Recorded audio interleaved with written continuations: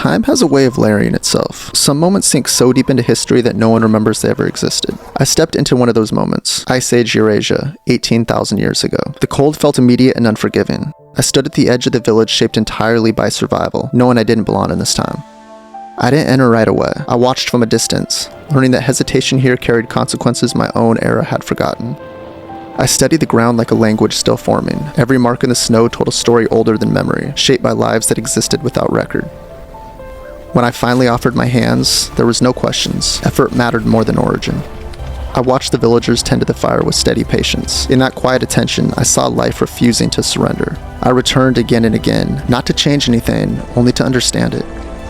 Work here carried weight I wasn't used to. Every action mattered because tomorrow was never guaranteed.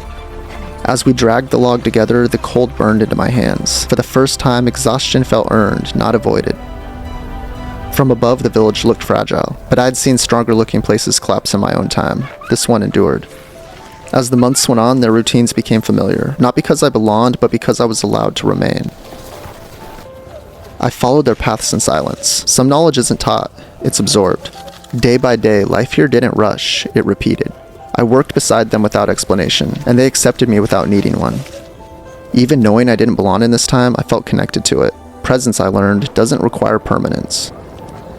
The sky burned quietly above the village. For a moment, time felt distant and irrelevant. Beside the fire, the warm heat moved between us. It was never about the flame, it was about what gathered because of it. Snow erased the marks of my earlier visits. The land reminded me how quietly presence fades.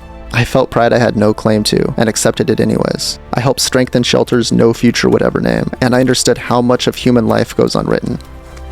Walking their paths again, something became clear. Time doesn't rush. People do.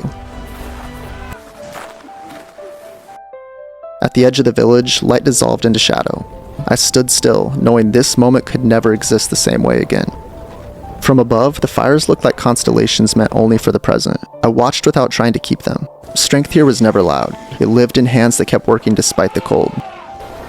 I watched the frost shimmer briefly, then vanish. It was very reminiscent of my time here. You see, I had first seen life refuse to surrender beside the fire, and now I understood. It never needed me to continue. I left Ice Age Eurasia without a trace, but I carried something forward with me. A quieter respect for endurance, and the knowledge that long before history tried to remember itself, people endured, and to them that was enough. For thousands of years, the world slept beneath ice and silence. Then it softened. Glaciers loosened their hold, and the land remembered how to move. I followed that thought upward, into the mountains, where humanity learned to build not just with shelters, but with meaning. Welcome to the Incan Empire.